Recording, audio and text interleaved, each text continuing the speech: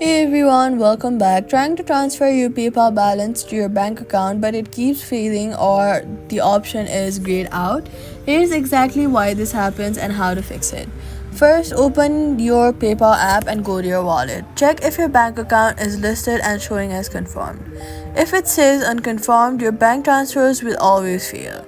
To confirm your bank, PayPal sends two small micro deposits, usually a few cents, to your bank account. Check your account, actual bank app, or statement for two small deposits from PayPal. Then go to PayPal back and then go to Wallet. Tap your bank account and enter those two amounts to confirm it. If your bank is confirmed and transfer still fails, check your PayPal account is verified.